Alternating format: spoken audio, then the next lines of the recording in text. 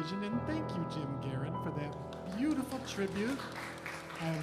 Been playing the music of George Winston, who we lost this last couple of weeks ago, so thank you for that. I'm going to ask you all to stand and join us and help us celebrate today.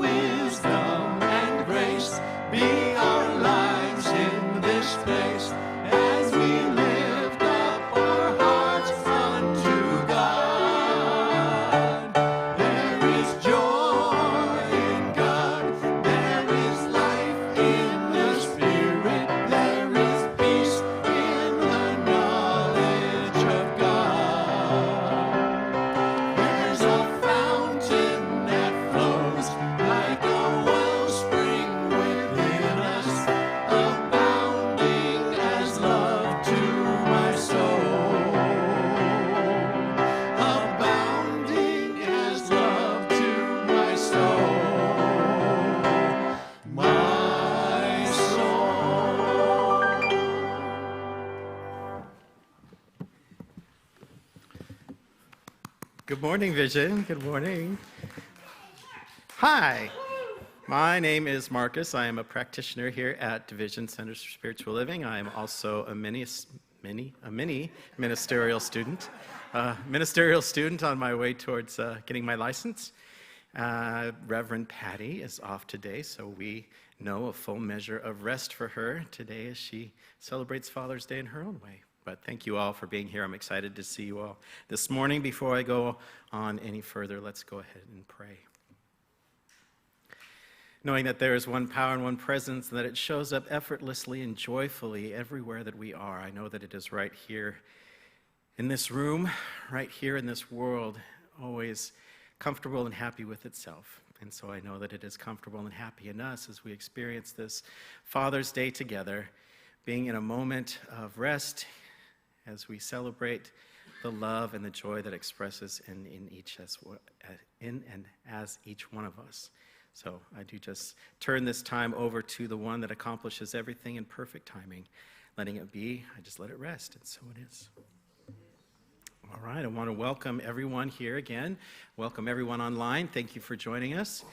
Please comment from where you're tuning in from and say hello to your friends and neighbors there in the chat room.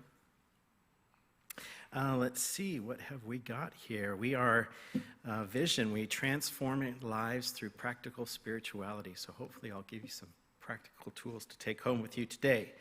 It is Father's Day, and I just want to say a few words to all the fathers out there. Thank you for all the work that you have done, everything that you have given to support families and to be co-creators for your families.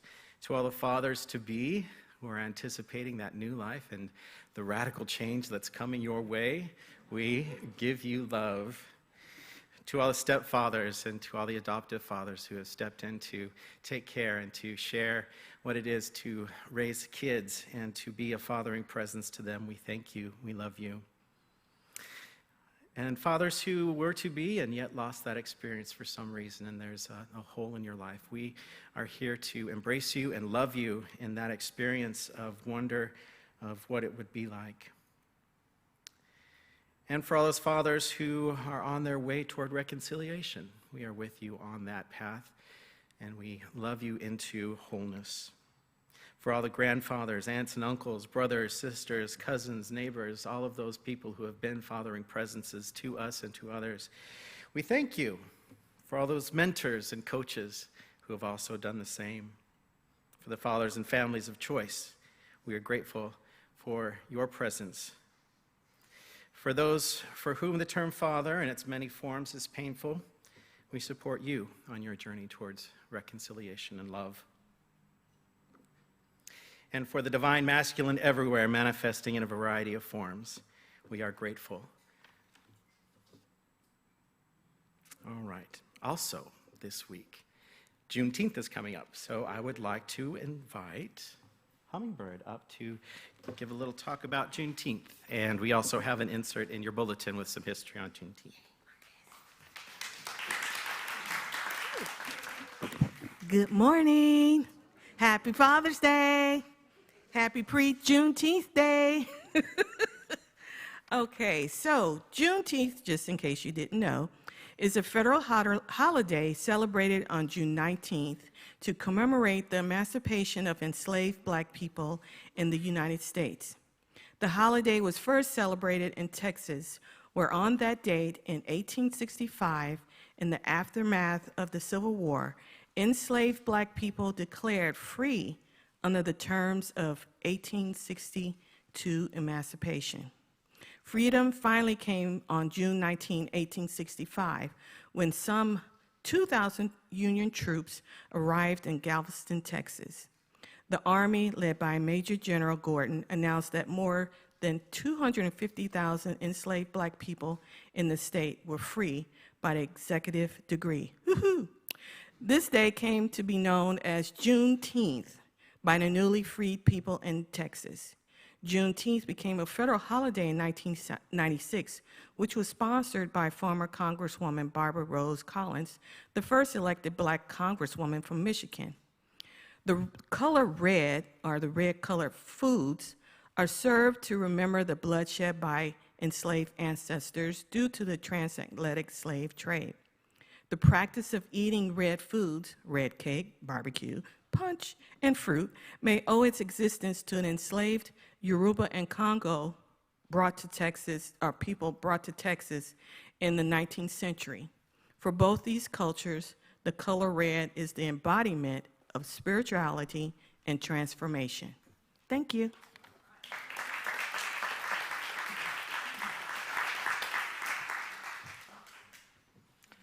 Thank you, Hummingbird. Also, in your programs this morning, there is a little sheet here that you can fill out for prayer. Please do that. If there's anything on your mind or your heart, please fill that out. We have boxes that you can drop them. They're over there on that wall. Reverend Jean is passing around a box right now as well. For those that are online, you can go to vision.com and also put a prayer request in there. Practitioners will be praying over these prayers for the next week. So please, if you need prayer, feel like you would like prayer, even if it's just to say thank you, I'd like more of this stuff, please get a practitioner and sit down and have a nice prayer.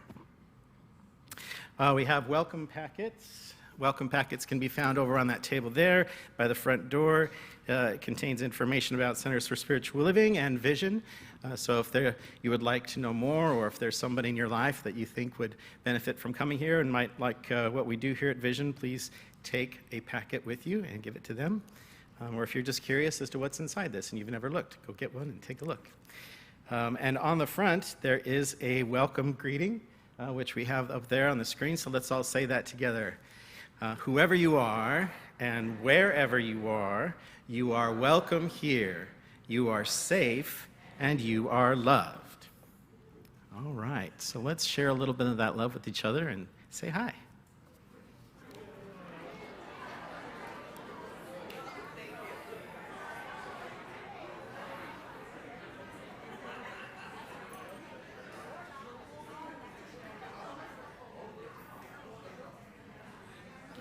All right, I love that sound. Thank you so much. And now I'm going to turn it over to our celebration singers who will take us into the centering song.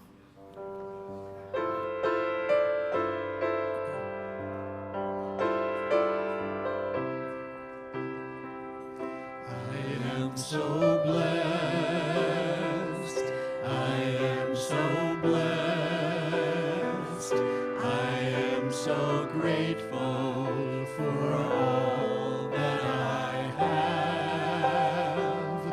I am so blessed. I am so blessed. I am so grateful.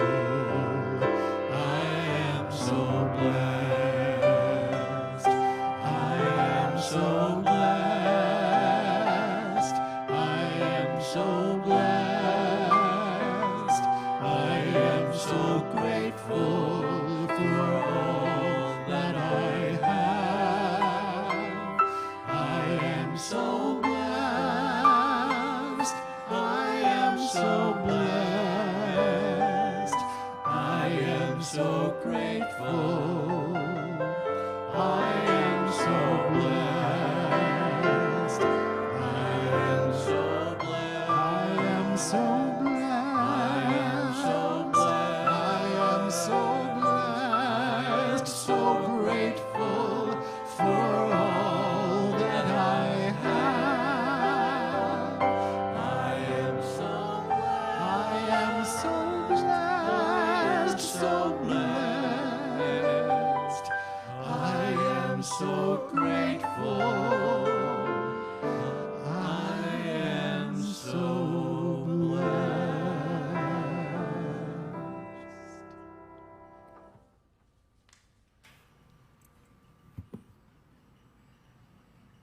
Good morning. My name is Diane Russell. I am a staff minister here at Vision. I'm going to read you some quotes. Please take these into your heart as we move into the silence and allow the tones of the bowl, Exhibit A, to bring you into and out of the 5-minute meditation. The first quote is from Philippians 2:13. For it is God who works in you to will and to act on behalf of his good purpose. And from Ernest Holmes, believing that there is an infinite law of the Spirit which tends to multiply our gifts, because in doing so it multiplies its own pleasure, we may assume that spiritual man is already a success, supplied with everything he needs.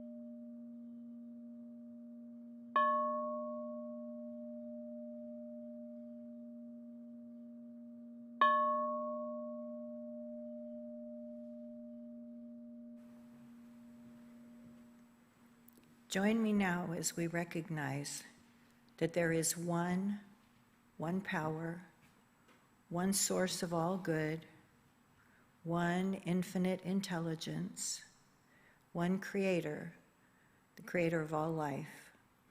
That creator created you and me out of itself. It created each thing that we see, hear, breathe, taste. All those things are created from this one life force that flows in and through us and as us. We are part of this life. We have available all aspects of good. And whether you call this one God or spirit or divine or infinite intelligence, it matters not. It only matters that we recognize that there is one. I know that this one is a healing presence.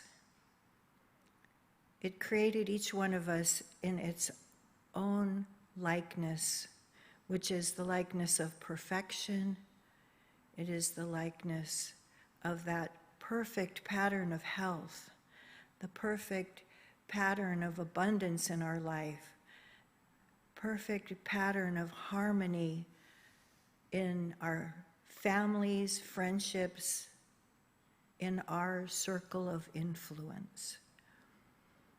Any part of our life that feels not quite right, or that feels like there is healing necessary, turn now to that one. Turn now to that knowing that the spirit of the life force is flowing in and through your body, your financial affairs, your job search, whatever that thing is. God is flowing in and through that. And as you turn toward it, it turns towards you. Your life opens, your heart opens, the world opens. I know this for each one of us. I know that the words that come from our mouth are a prayer, and so we are careful with what we say.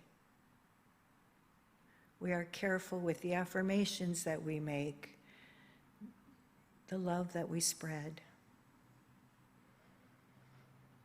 I am grateful for this morning. I am so grateful to hear from future Reverend Marcus. I am grateful for each one here, and I am always grateful for this teaching. And so with my heart open, I just simply say thank you to God. I release these words into the doneness and completeness that they are. And together, please say with me, and so it is.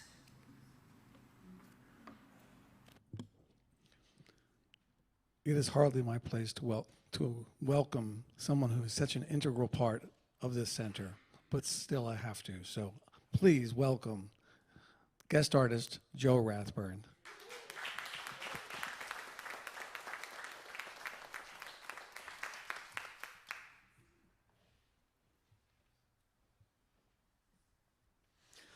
Well, once again, it's an honor to be asked to perform here on Father's Day.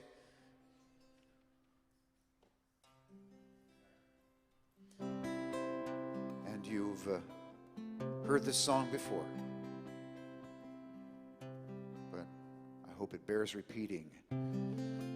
I wrote this song not for my father, but for fathers everywhere and the ones I've come in contact with. My dad's in there, of course, too, but I hope that you find yours in this song as well. It's called The Dad I Had. Well, the dad I had was a typical dad. He wasn't perfect, but he wasn't half bad.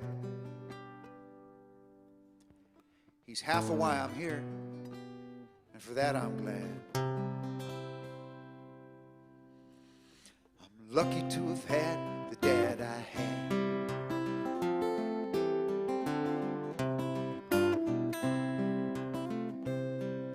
The dad I had met a girl named Mom.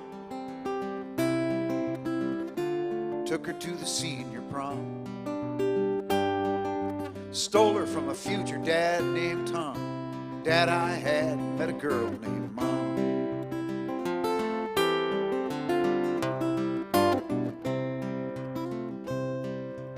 The dad I had, he worked all his life to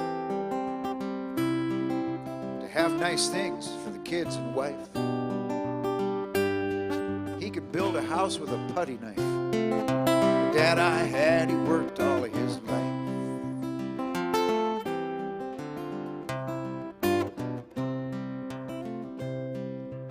Dad I had, he was awful smart. He could put it back together if I took it apart. He taught me how to whistle and to armpit. Oh, the dad I had, he was awfully smart. And he did the best he could with what he had. And most of what he had got from his dad.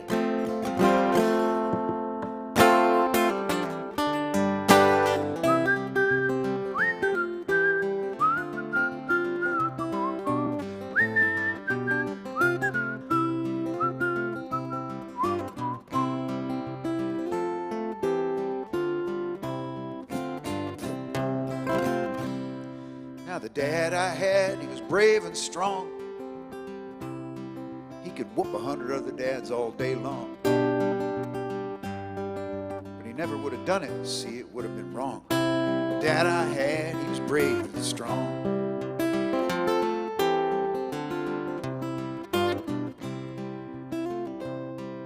And the dad I had, he didn't seem to care about the color of your skin or the cut of your hair. If you did your work, he'd treat you square. Dad I had, he always tried to be fair.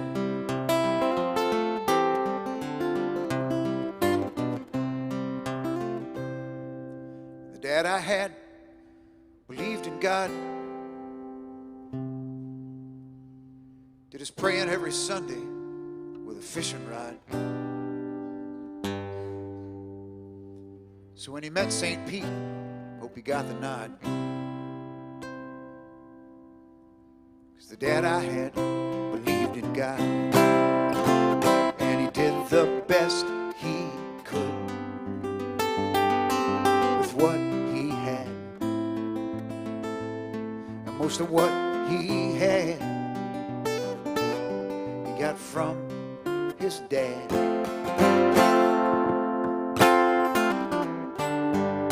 The dad I had was a typical dad.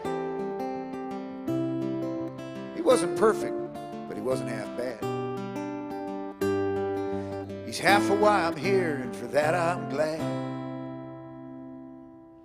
I'm lucky to have had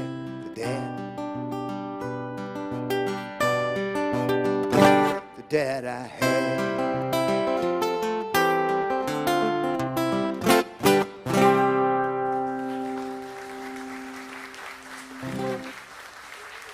Thank you very much. Thank you. See you later.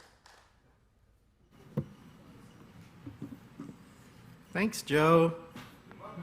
Another round of applause for Joe. I love having him here on Father's Day. I love that song.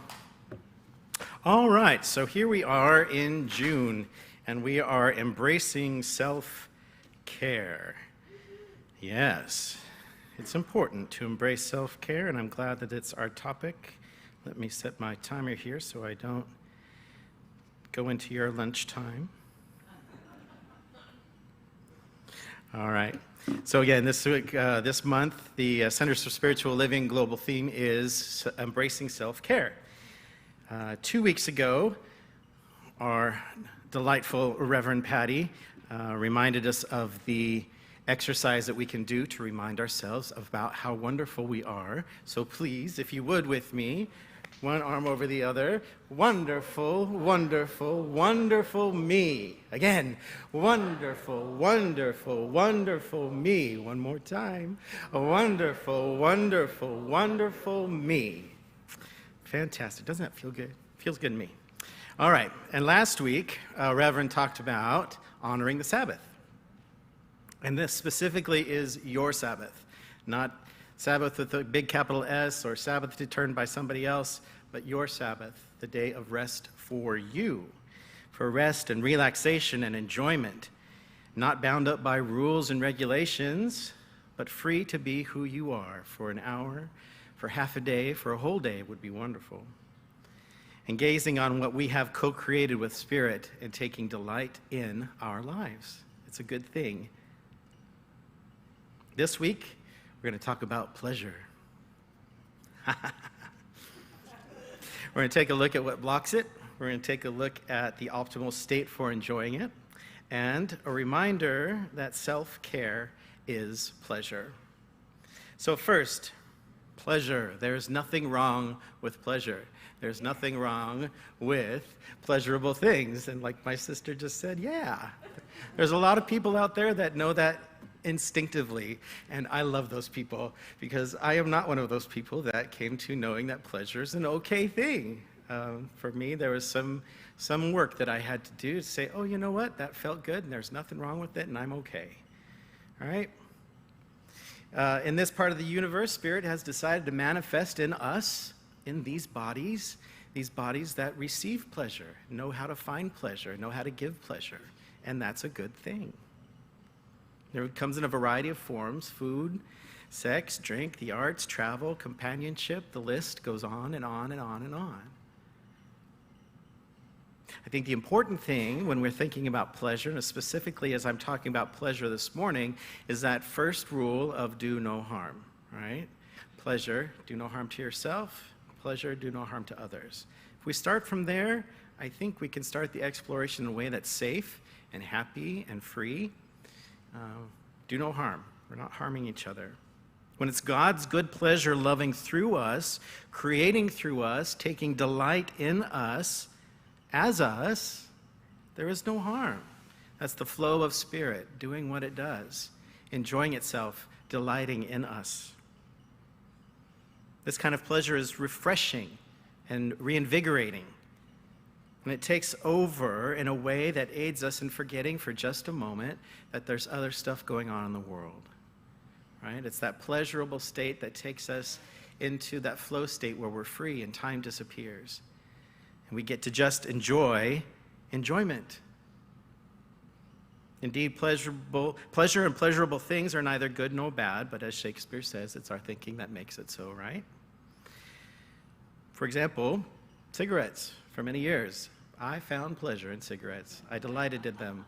I loved the way that they looked. I loved the smoke in the air. I loved the social aspect of smoking cigarettes. And it was pleasurable for me. It was not pleasurable for my body. I'm still working through things today for taking that pleasurable path of, oh God, how many years, I don't know. But I'm glad they're gone, you know? So now I take pleasure in taking a deep breath and not hacking a lung out. Also, gardening. Gardening is a huge pleasure for me. When I'm in that state of gardening and I'm with my flowers and my little green children out there and ripping out weeds and just taking the time and I'm in that state, time just disappears. And it's a good thing. It's a wonderful thing to take pleasure in that, to take pleasure in the earth, to take pleasure in plants. However, gardening can be an escape from duties that I have, and it can be a way to procrastinate, right? We can take these things that are good in themselves, and it's the way that we use it, the way that we think about it, and the way that we employ them in our lives that make them good or bad. You know, those aren't really the, what would you say, desirable or undesirable. So, if we are using pleasure as a means of escape, and I want to say I am not pleasure shaming. I support people who enjoy pleasure. I support people who are on that path of loving and living life to its fullest extent. And sometimes pleasure is a means of escape. You know, pleasure is a means of stepping back from the world and taking a different look.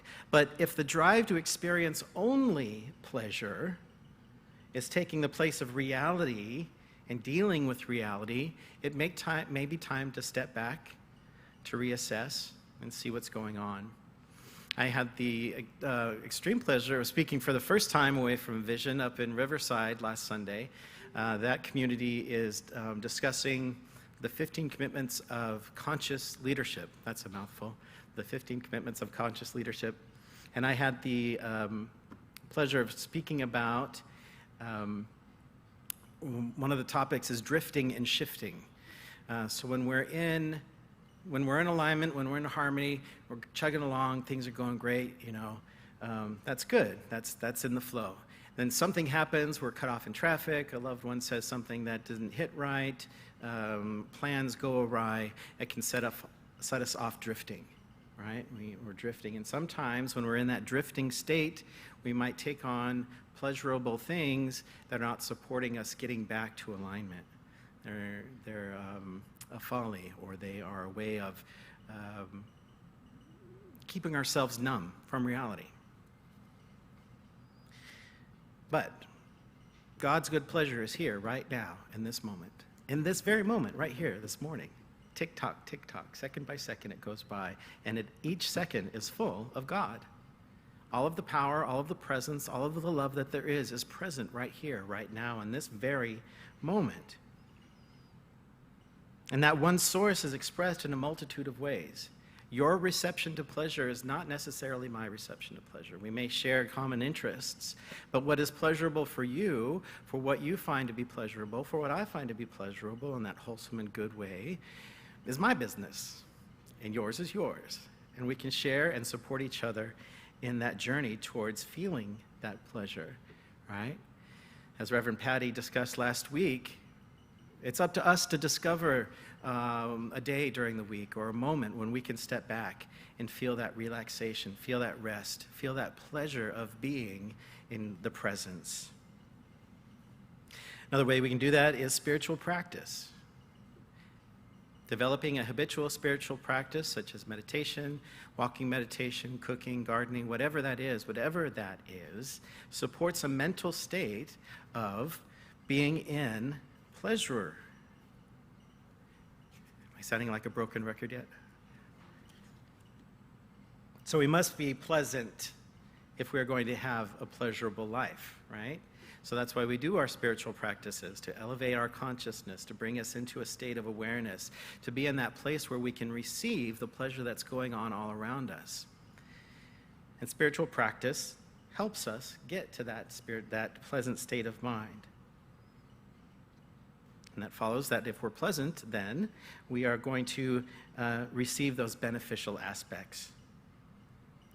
When we miss the mark, we may end up down paths where self-care then is ignored. But the goal is to have an awesome life experience. That's the goal. It made me think of Galatians 5:23.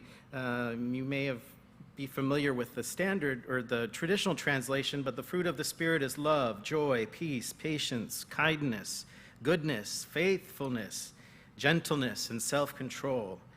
Against such things there is no law. I love that. Against such things there is no law. And I love to delve into the Message translation, which can be kind of an irreverent and interpretation of Scripture. But in the Message translation, that same Scripture comes to us. But what happens when we live in God's way? God brings gifts into our lives, much like in the same way fruit appears in an orchard. Things like affection for others, exuberance about life, serenity. We develop a willingness to stick with things, a sense of compassion in the heart, and a conviction that a basic holiness permeates things and people. We find ourselves involved in loyal commitments, not needing to force our way in life, able to marshal and direct our energies wisely. So, what gets in the way of pleasure? Well, congestion of emotions, congestion of any kind, congestion in relationships, but things that are getting in the way, mostly mental gymnastics that we go through to manage life sometimes. In the original Science of Mind, Ernest Holmes wrote, "Irritation and vexation and confusion go hand in hand to rob people of their birthright to peace, comfort, and harmony." So if we're carrying around a head full of resentments, anger, worry, inadequacies, these blocks this experience of pleasure in our lives. But spiritual practice, I think of like Drano, right? If we've got a clog, if we've got some congestion, well, spiritual practice is what we pour into that spiritual pipeline of our lives to clear those things out so that we can have a better experience of financial health, physical health, mental health, spiritual health, a holistic approach to health in our lives, and using spiritual practice as a way to highlight those places that might have a little bit of gunk that needs to be cleared out. And as far as it's up to the individual, as far as it's up to me, I can begin now to take the actions, to face it, to stand up and say, that's not working for me. That's getting in the way of me enjoying life. And I know that there's something that I can do about it. I know there's something I can do about it. Pleasure is only found in a peaceful mind. Again, Ernest Holmes, anyone wishing to develop a pleasant personality must first become pleasant and then think comforting thoughts. So when we experience challenges, what's the first thing that we do?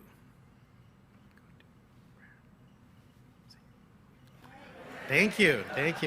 All right.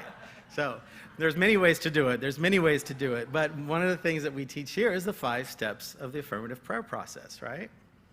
It's a way to bring us into a different frame of mind, starting that there is God. That's the only thing that there is, all around us, all of the time. And it's always good. It's always love. It's always joy. It's always prosperity. And I'm a part of that. I'm a manifestation of that one life. So if there's something going on in my life, I can be in that space as long as it takes for me to realize that it will pass, that something else is on there. Even when it's the cloudy skies of June gloom, I know the sun is back there, and it's going to shine again. It's going to be warm. The breezes are going to be nice. Whatever the storm of life is right now, I know that it will pass. There will be a different experience. For this one that's happening right now can't be the only experience for the rest of my life, forever and ever. And I can be thankful. I can be in a space of graciousness. I can be in a state of thankfulness for that. And then let it go. Clear that gunk out, let it go, let it be free-flowing so that I can experience life in that elevated sense of what it is to be there.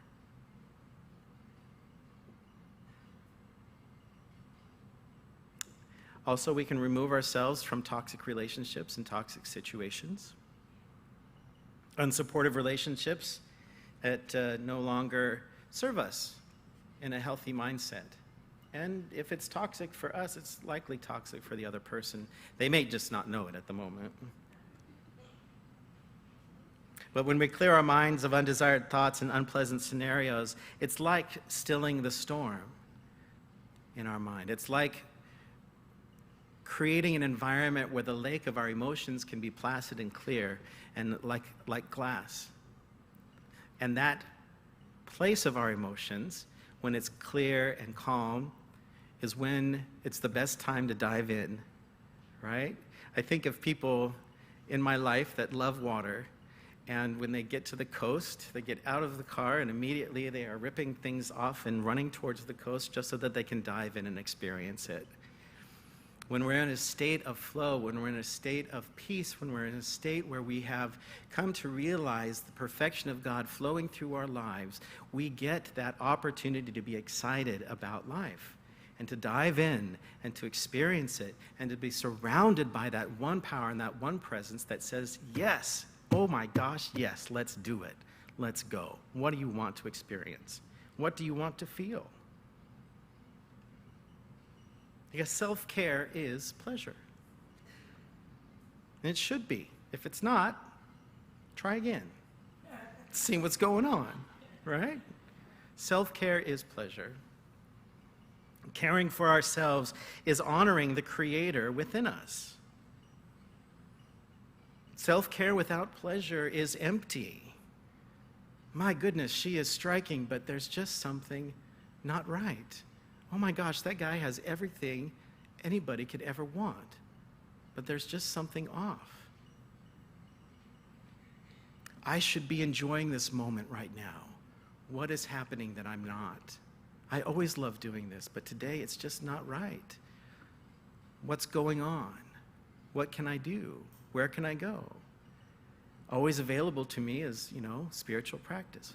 Wonderful, wonderful, wonderful. I'm here. That same thing is here. I can shift. I can change. So play, explore, create. As Reverend Patty stated last week, God delights in us as we take time to embrace self-care.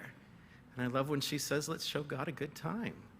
Let's play. Let's show God fun.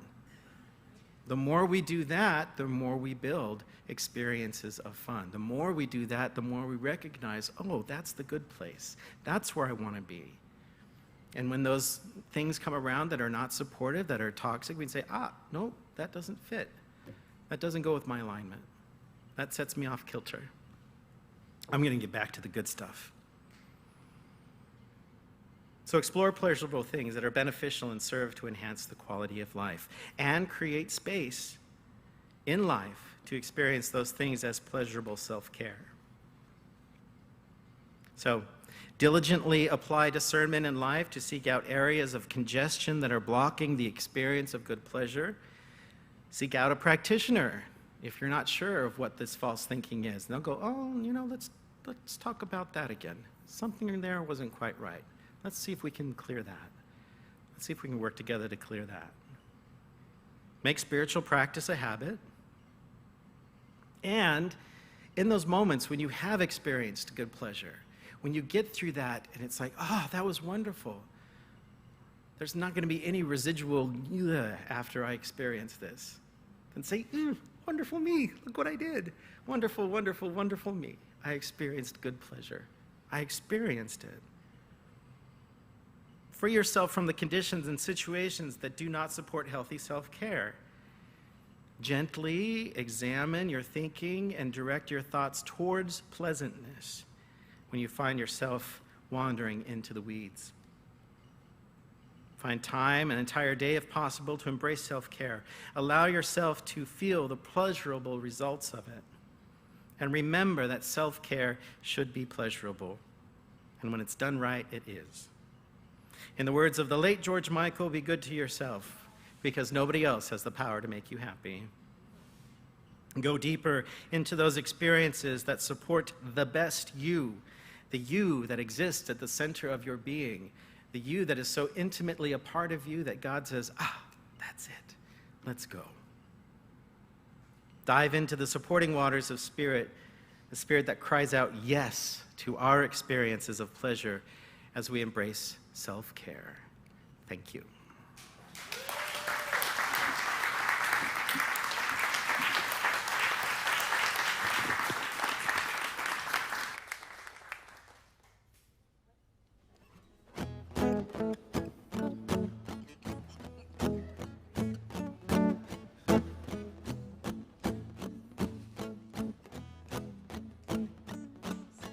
Keep clapping your hands.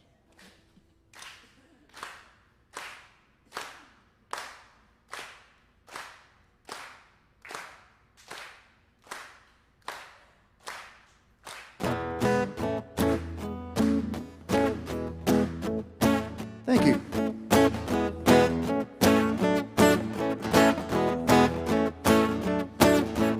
Some are light, some are heavy. Some drive Fords, some swear by Chevy. Some are brilliant, some just smart. They all hold a special place in our heart. Doctors, lawyers, farmers, framers, glazers, grocers, lion tamers, teaching school or driving bus, whatever they do it for us, 'cause they're dads all over this world, bringing up boys, bringing up girls, hard as nails, soft as butter. When the question's tough, let's ask your mother. Dads, naughty and nice, offering up their sage advice. Stand up straight and do your best, make me prouder than all the rest of those dads.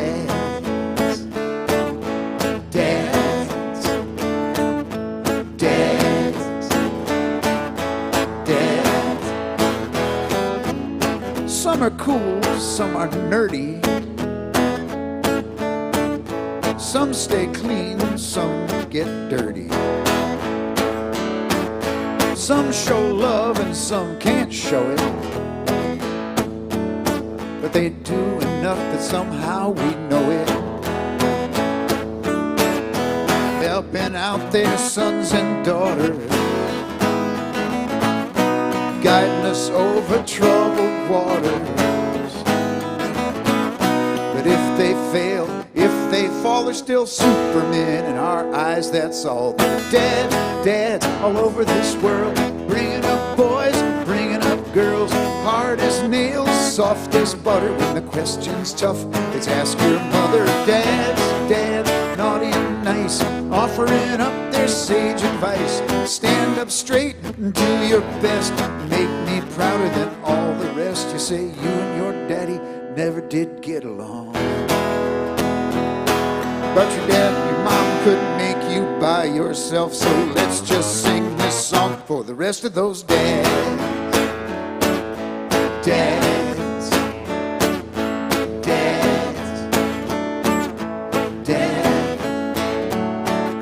well, this old world can sure get crazy.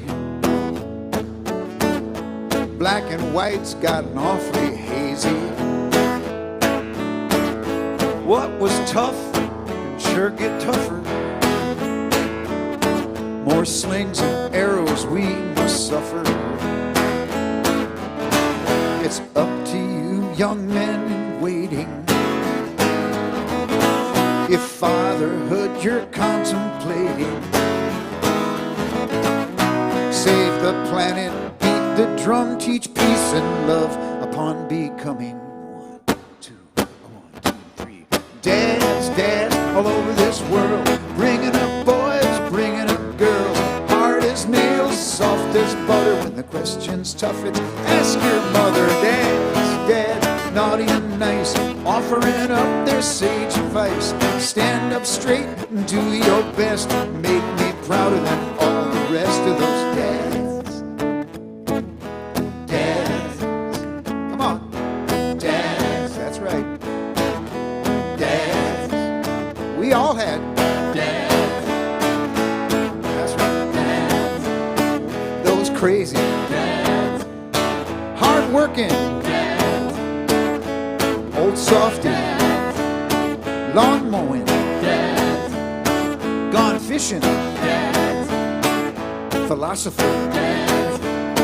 Beer drinking dads. Smart thinking dads. Sport shouting dads. Golfing dads. Mom loving dads. Pull my finger dads. Just talking about dads.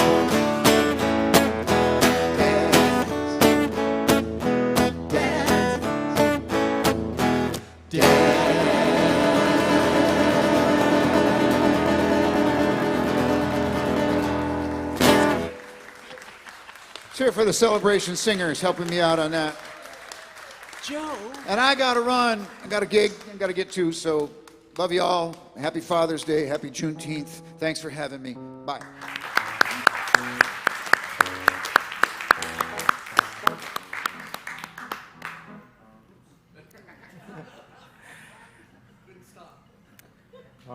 So we've come to the part of the celebration, which is conscious circulation. A friend of mine says, money is love in action, and I believe that. The money that we share here of our own helps to support keeping the lights on, the air conditioning, the pleasure that we feel in community here. So if this place means something to you and the message and the community you experience here, then please do give. You can give online, you can text, and also we will have the baskets coming around. So please just place your hand on your heart. And just in this moment, I know indeed that money is love in action, that it is just an expression of spirit, expressing in the way that allows this community to support each other, experiencing the health of relationships and spreading the message of practical spirituality here in this community and online and throughout the world. And for this, I am so grateful. And so we do now just cause that circulation to flow freely.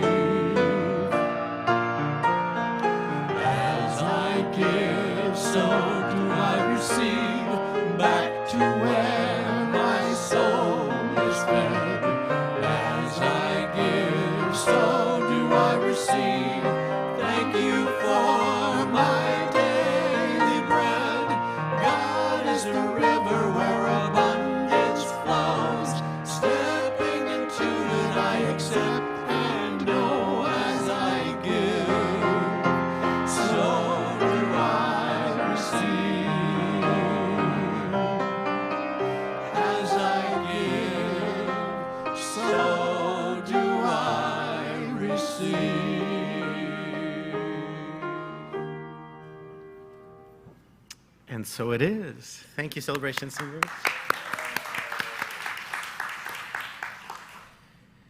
So I don't have a miracle minute. If you do have a miracle minute to share, please do send it to Reverend Patty at csl.org, and she will share that next week. And now it is time for the last word with Johnny Kirko.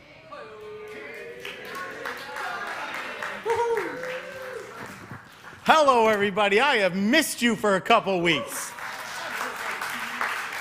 See your smiling faces. My goodness. Thank you for being here. I want to welcome everybody online. We are still having our meet and greet right after our celebration. Join us for one-on-one prayer with a practitioner and just saying hello to our community abroad. Also, for those of you who are here today, we have some fantastic eats. We've got some best of dads kind of meal. Stick around. We're going to have a congregational Sunday. And if any time you want to bring some food, see Larry or Janet or Monica inside the kitchen and talk to them a little bit about what we have going and some food that's available for us.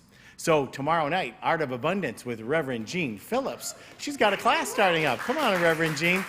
And starts, and is it a 5-week class? 5-week. 5 weeks to cover 10 abundance laws.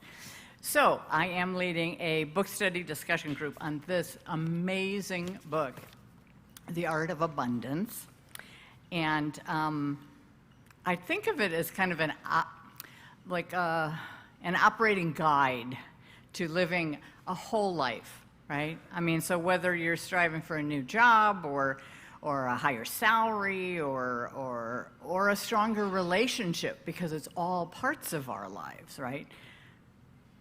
Still, below that, it's all essentially the same things that we want. We want freedom, we want inner peace, and a life filled with purpose and meaning. So that's what this is all about. So it's not just about money, it's about that whole life living.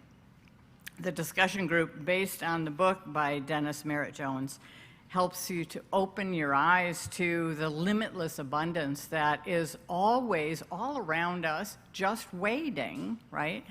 But it's just beyond that current belief system that's holding you back. So those are the kinds of things we'll be looking at.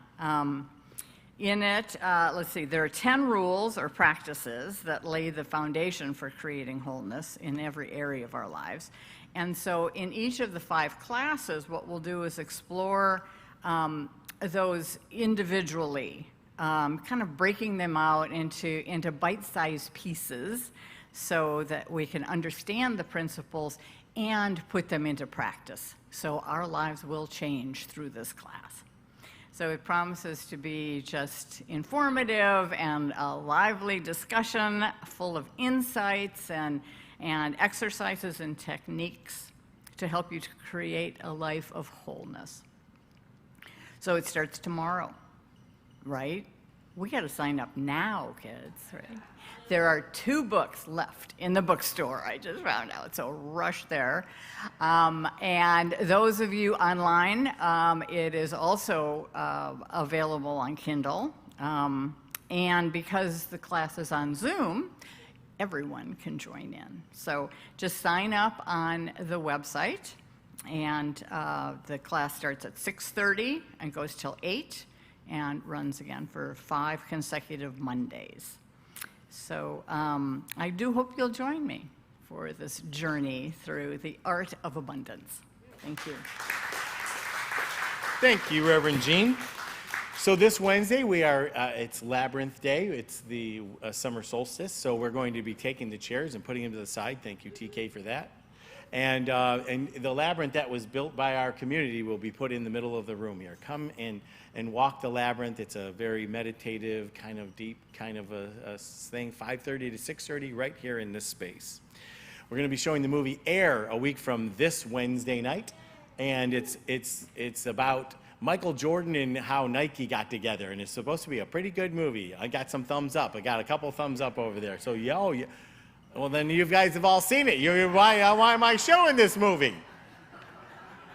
Come and be with us. That'll be a week from this Wednesday.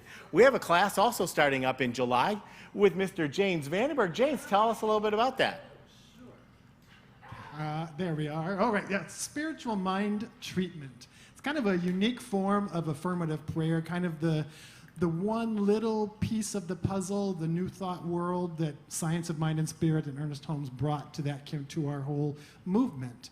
As a spiritual practice, it's unique in that we practice or apply all 10 of the Science of Mind core concepts with every single spiritual mind treatment. But as a spiritual tool, it's also our method or our spiritual technology for intentional manifestation. So with this class, it runs 8 weeks. It's a certificated class through Centers for Spiritual Living, but I want to say right up front, I don't want money to keep anyone from learning this valuable practice. So if money's the only reason you might want, if the tuition just seems kind of awkward for you, please see me. I started using this practice back in 2014, and after I had my first big, huge demonstration of answered prayer, I swore I would never, ever go one day without using this principle for specific purposes, and I have not missed a day. It will change your frickin' life. That's it. We'll talk more later. You know, and I want you guys to know, so when James Vandenberg first came into Vision, he wanted nothing to do with us. He was like, I don't want to be a part of a church. And now you see James Vandenberg, an integral part of this Vision community. It changed everything, and we love James Vandenberg in here. So, Vision Connections, we're continuing the small groups that we've been talking about, led by Mr. Steve Cooper, who's going to be heading those up. Today, he's getting together with the group and kind of talking a little bit about it. But if you're interested in being a part of a small group, or you want to start one up, see myself, Steve Cooper, and we'll talk a little bit about it and get those going, because the train is starting to roll a little bit, and I'm kind of excited to see how these are going to build, because we all have really cool ideas, and we want to get together with our community. So I want to talk to you more about what ideas you have, so see one of the two of us. So Be the Change, we're continuing to talk a little bit about volunteering here at Vision, and I want to thank everybody who is a part of volunteering at Vision. And today, I'm recognizing Mr. Micah Leslie. Mr. Micah over here, yes? So last Thursday night, we had Andy and Nathan and the concert, which was fantastic. You guys need to come to that if you aren't a part of that. And he comes in early and sets up the tables. Many times Dustin helps as well, and Mr. T.K. Ekram. But Micah has been also, when he joined Vision, he was also a little skeptical about Vision too, and he has just embraced this place. He was on our core council. He volunteers as a practitioner and does all kinds of fantastic stuff. Micah, thank you for your support and love of Vision. Next week, Reverend Patty will be back. Her talk title is Know You're Good, Know You're Good. And it's going to be the Higher Vision's last singing for the year, right? So join us for that. We've got the band. It's going to be a lot of fantastic music. Join us for that. It's going to be fun. Now, last week, Reverend Patty talked a little bit about some pictures that Rich Poser here is working on. Come up, Rich. He wants to talk a little bit about their for sale and how they're working. And thanks, everybody. I'm out of here. Bye. Welcome back, Johnny. So last week, the Miracle Minute was that I'm a nature photographer, and a friend was looking at a portfolio of work I do, and he said, I really like that cheetah. And it was this one. And he said, I told him, well, I'm going to be selling them, but as a donation to Vision CSL. He said, great, I'll buy it. So I had this built, and when it came time to deliver it, he said, well, I want to overpay you, and that'll be my donation to Vision CSL. So Reverend Patty said, you ought to take a look at what Rich has done. So I brought in a half a dozen already built pictures, like this one, and have them out on a table in the corridor. So before you get lunch, stop by. I've also got a portfolio of about 100 different pictures that can be built to order. And Debbie has already broken the ice by being the first client of the day. And I would like to see you afterwards and take a look at what the pictures are. And remember, every purchase is a donation to Vision.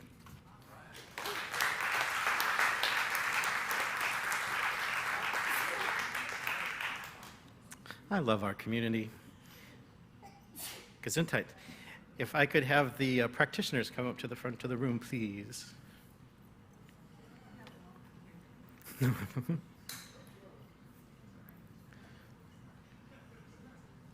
All right. Now is our time for our affirmations. So if everybody could stand as you're able, and we'll say our affirmations together. All right. God delights in me. I walk each day in divine masculine power and love. Good things are happening right now. 3? All right, let's do number 3. Good things are happening right now. Oh, and absolutely, I know that good things are happening right now. This one good power of presence that exists joyfully and graciously in each one of us has celebrated and delighted in us as we have come together as community today. And not only do I know that, but I know that this power and presence goes before us, making the way straight so that we might find those opportunities for pleasure and for delighting in our co-creation with that one Spirit. So I do just give thanks for this time today, releasing it into that infinite law of love and compassion that supports us and gently says, oh yes, oh yes. So I let it go, I let it be, and so it is.